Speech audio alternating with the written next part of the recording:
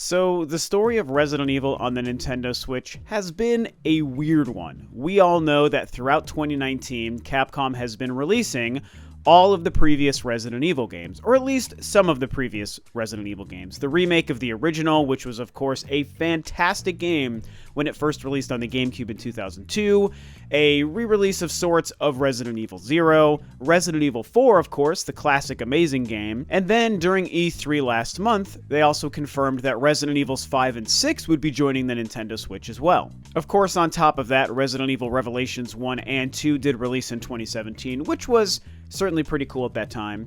Now, we all know that it's also been a bit controversial what Capcom has been doing with these games, because with Resident Evils 1, 0, and 4, when those started releasing this year, it was basically told to us that these games were going to be selling for $30 a piece, $29.99. And obviously, that's been a big problem because these games have been available on other platforms for far longer and have been selling for quite a bit less, pretty much averaging about $20 a piece. And it's been pretty frustrating to see these same games coming to the Nintendo Switch, the Nintendo current console on the market, yet still having these games being charged for $10 more. Capcom, why? Why are we charging $30 for these games as opposed to $20 for the other versions? And then, of course, the other versions being available physical. And with the Nintendo Switch, that hasn't been the case across the board. You could buy a physical collection of the Resident Evil 0 and 1 remake, but only Resident Evil 0 is actually physically on the cartridge, whereas Resident Evil 1 is a download only, and then Resident Evil 4 itself hasn't even been available physical, it's only download. And so we're not seeing an even playing field between the PlayStation and Xbox versions, and then also the Nintendo Switch version. Switch is getting charged a lot more, and only one of the 3 current games has been available physical. And even with Resident Evil Revelations 1 and 2, it was the same thing. Only the first game was physical. Revelations 2 was only available as a download. For myself as a Resident Evil fan, it's been incredibly frustrating, because even though I own all of these games in some different fashion because I adore Resident Evil, I would happily have been double dipping on these games to have them available on my Switch and have that portable option, which I would be taking advantage of, but there was no way I wanted to support this practice or spend so much extra money to buy these games when I don't need to.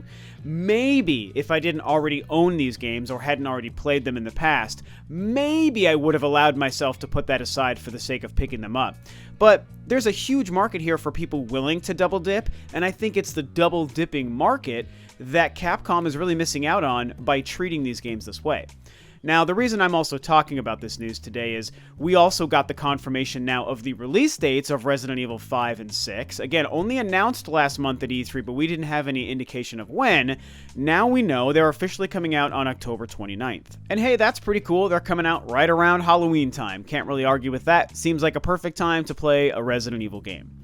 Now, with Resident Evils 5 and 6, I'm kind of in a unique situation with these games because they are definitely controversial, and they are not very liked by most of the Resident Evil community and the gaming community. People kind of tend to look down on those games, especially Resident Evil 6. Resident Evil 5 does seem to have quite a bit of fans and supporters out there, which is good. Resident Evil 6 really shot itself in the foot and really did not do itself any favors. And most people really don't like that game, and they don't look back fondly on it. And, you know, when I consider people's reactions to those two games, I do certainly understand it. I mean, they're both pretty low on my list of Resident Evil games, but I don't dislike them, and I would never tell you that either one is a bad game. I think both are good, fine, action-oriented Resident Evil experiences. Like, there's a lot of good coming from both of those games that I do enjoy.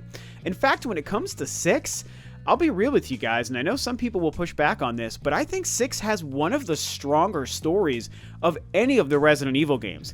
It is kind of convoluted, and it is all over the place, and you have like 4 different characters you can play as, and of course it does the co-op thing, and all of the stories interweave throughout themselves, and you get this extra Ada Wong thing, and it's a lot. I definitely will say it's a lot, and I think that they got way too carried away with themselves when they made that game. You know, not even considering the fact that it is the most action-focused of all the Resident Evil games.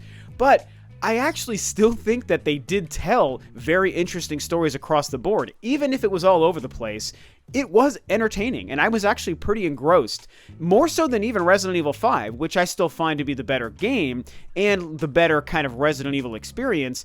I really did dig the story of Resident Evil 6, and the fact that even though it's too action heavy, the action still did work and was fun to play. It's why I think that game holds up as a fine action horror kind of experience. It's definitely like near the bottom of Resident Evil games as far as Resident Evil goes, but in its own bubble, it's a fun game. Same goes for Resident Evil 5. Now, sadly, the controversy still doesn't end there, because with today's confirmation of the October 29th date for Resident Evils 5 and 6 also comes what seems to be pretty cool on the surface, and still might be something I actually give into here, is a Resident Evil triple pack, which is going to contain Resident Evils 4, 5, and 6, which are the three main 3D rendered background, behind the shoulder kind of action focused Resident Evil games. You know, I feel like that sort of trilogy of games, 4, 5, and 6, are all kind of made in the same vein or cut from the same cloth, so to speak, even though 4 is the obvious kind of standout there, and in my opinion, one of the best games ever made.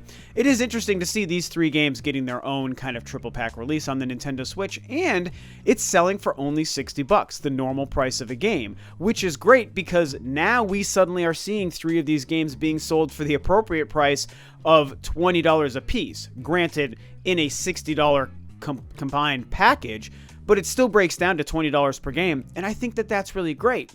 The controversy, though, comes from the fact that, again, only one of these games is actually on the cartridge, the other two are downloaded only. And that game, of course, is Resident Evil 4. So you get Resident Evil 4 physical on the cartridge, Resident Evil 5 and 6 download only.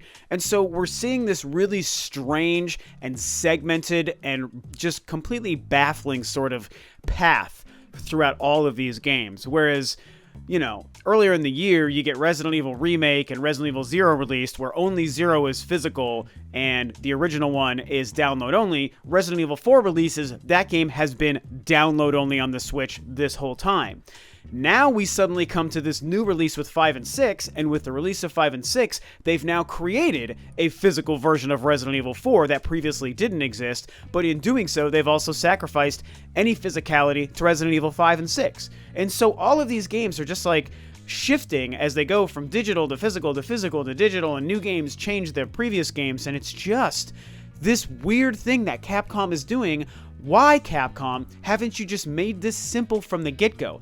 Every game is $20 like it should be, because that's what it's selling for on every other console. Every game has a digital and a physical option because duh. If you buy a package that has 0 and 1 together, or 4, 5, and 6 together, you're getting a physical cartridge. Put every single game being sold there on the cartridge. Don't make these download-only options under the guise of being physical. Like, that's just, it just feels so weird and definitely scummy, and kind of, like I said before, baffling. It's really baffling, and I don't understand, once Capcom dives into making anything physical, why aren't they going all the way and making everything available on that physical cartridge? Why are you selling download codes through physical media for the Nintendo Switch? It's something that they seem to be really only doing on the Switch. Now, other games from other companies have done this on all of the other platforms, so by and large, this isn't wholly unique to the Switch, but it is focused on the Switch more often than not. The Spyro trilogy is a great example, where only that first game was available on the disc for the PlayStation and Xbox, and on those consoles, you were downloading Spyros 2 and 3, and that was controversial, and I think that that was a huge mistake and kind of lame. So we are seeing this happen outside of the Switch specifically, but overall, we do see this most often on the Switch, and we've definitely seen it more often with Capcom, and also with this Resident Evil stuff. And the Resident Evil series is so beloved and so great, and people want to buy and support and be happy for these things, and it's just such a shame that these great games are getting these releases on a console that people want to buy them on, but they're constantly tainted by these weird business practices, this overpricing, and this confusing physical, digital, download-only sort of structure that makes no sense to anybody. It is definitely a huge missed opportunity for Capcom the way I see it, and it's a missed opportunity for at least myself as a massive Resident Evil and Nintendo fan. I would love to be combining my love of these two things on the Nintendo Switch, and Capcom is constantly making it very hard. But, you know, I alluded to this a second ago. Honestly, when it comes to this triple pack, even though it frustrates me to no end to know that 5 and 6 are being downloaded and not actually on this cartridge here, I actually might buy into this one because I want Resident Evil on my Switch, even though I have and have played these games. And at least I'm still getting something that's a physical package, and it does create the proper prices for these games. It does reduce them from $30 a piece to $20 a piece. It's kind of ridiculous that you have to buy this weird half download, half physical sort of retail package to do so, but it's better than nothing, and my love for Resident Evil is so strong. I might give in to this one. I think it's probably going to be worth it. So there is that. And also, for what it's worth, Resident Evils 5 and 6 are the games I've played the least. I've only played each of those games to completion one time each. I have restarted 5 a few times, and I think I restarted 6 one time, but I never completed them more than that initial playthrough. So it really will be fun to have a reason to play them again. I know they're available on PlayStation and Xbox for cheaper, but I like the portable option that the Switch gives me. It's just that simple, you guys. So I'm going to consider it throughout the year, and as we get closer to the release in October, I'll probably be making up my mind if I'm going to buy it, and more than likely, I will. I'm just a sucker for Resident Evil, man. I love it so much. So anyway, I just kind of wanted to kind of wax poetic here about this crazy continued Capcom Resident Evil goofery. Like, whatever they're doing, I just don't even know, man. It'd be interesting to be a fly on the wall in Capcom Studios as they decide how they want to do these things. Very frustrating, very unfortunate, but, you know, these games are all good. At the end of the day, every one of these games, even if Capcom is messing up the releases, the games themselves stand on their own as great, amazing games, and that does have to matter the most. So anyway, this is what I think. What do you guys think about all this? More Capcom weird stuff. What do you think about Resident Evil 5 and 6, the triple pack with 4, some physical, some digital, October 29th release date, all this stuff? Talk about it below, and with that, this video is a wrap. Thanks, of course, as always, for tuning in. This is Rob of Ro2R Review, and I'll catch you next time on another video.